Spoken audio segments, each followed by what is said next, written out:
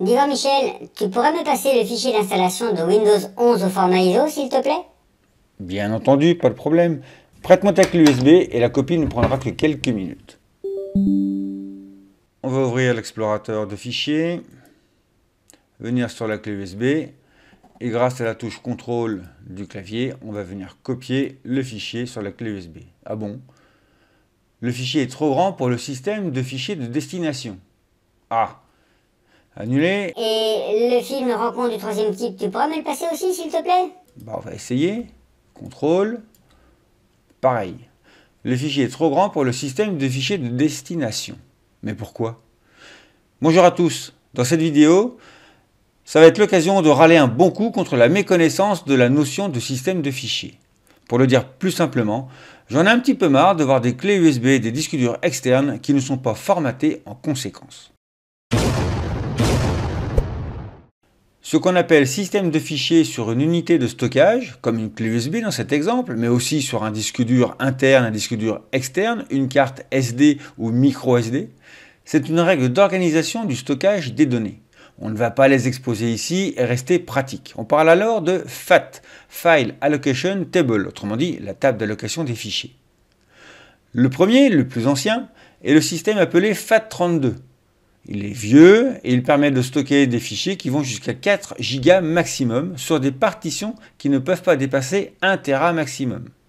Deux choses, nos petits fichiers. Clic droit sur le fichier Windows 11 ISO, propriété, fait 5,13 Go. On dépasse donc les 4 Go maximum alloués par le système FAT32.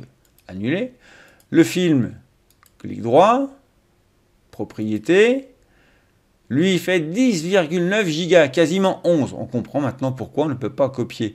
On peut supposer la raison pour laquelle on ne peut pas copier ces deux fichiers sur cette clé USB. Allons voir si elle est bien formatée dans un système FAT32. Clic droit sur la clé USB, propriété, et on voit en effet système de fichiers FAT32. Maintenant nous connaissons la cause de ce refus de copie. La grande majorité des clés USB que l'on achète sont formatées en FAT32 et ça m'agace. L'idée de base, c'est qu'elles soient compatibles avec le maximum d'appareils sur lesquels on pourrait les brancher. Un ordinateur bien sûr, mais aussi des consoles de jeux vidéo, des autoradios, des lecteurs de DVD, etc. Mais ce système de fichiers comporte à mes yeux un très gros inconvénient, et on vient de le voir, c'est la taille maximale des fichiers que l'on peut stocker dessus. En plus, le système FAT32 présente des problèmes de lenteur, de sécurité et quelques autres limitations que je ne vous exposerai pas. Cependant, si vous dédiez une clé USB à un appareil qui n'accepte que ce système de fichiers, FAT32, il faut absolument le conserver. Le second système de fichiers est le standard actuel, c'est le système NTFS, qui signifie New Technology Files System. Pas la peine de traduire, tout le monde saura le faire. D'ailleurs, les disques durs, les SSD actuels de nos ordinateurs sont tous formatés en NTFS. Ces limitations sont tellement grandes qu'on peut aujourd'hui considérer qu'il n'y en a aucune.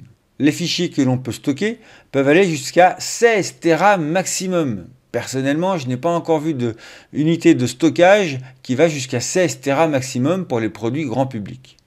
La partition maximum, elle, est de 256 Teraoctets. C'est tout simplement faramineux.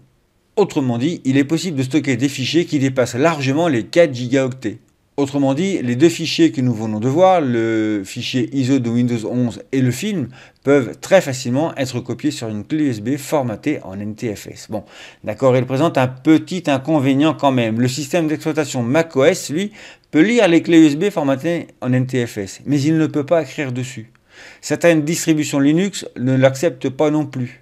Les consoles de jeux ne sont pas compatibles non plus, sauf la Xbox One. Mais si vous dédiez votre lecteur à un usage sur Windows exclusivement, c'est absolument le système à utiliser. Le dernier système de fichiers, beaucoup plus récent, s'appelle exFAT, ce qui signifie Extended File Allocation Table. Vous aurez tous compris l'anglais. On trouve parfois des clés USB, des cartes mémoire formatées en exFAT. Dans la théorie, c'est le format idéal puisqu'il ne comporte pas de limite, un peu comme le NTFS. Il est un peu plus rapide, il est parfaitement géré sous macOS et Linux. Et il est compatible avec des consoles de jeux comme les PlayStation 4 et 5, mais également la Xbox One.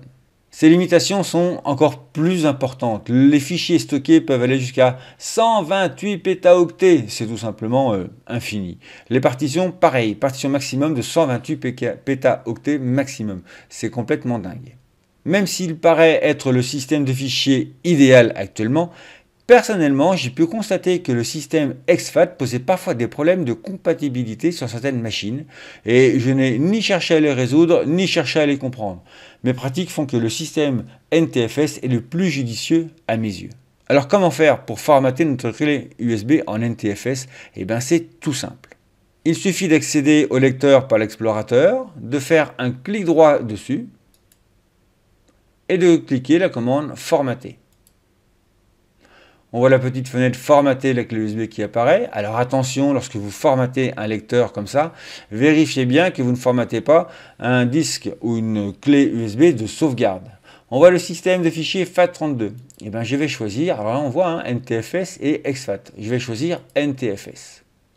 Le nom de volume, je vais le laisser. On peut l'appeler différemment. Et l'option formatage rapide, là aussi, mérite une petite explication.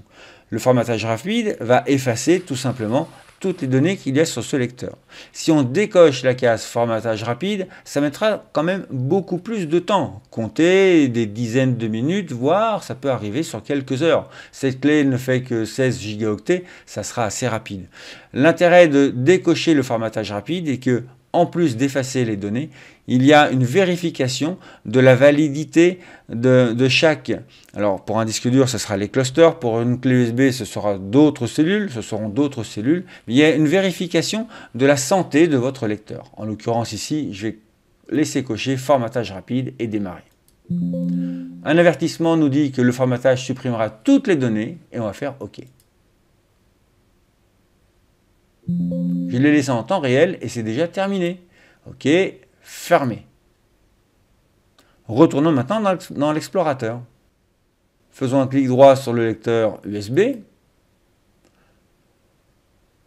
Propriétés. Et on voit que le système de fichiers est bien ce coup-ci en NTFS. On va annuler, on va la sélectionner et on va voir si on peut copier nos deux fichiers. CTRL. Et la copie se déroule sans souci.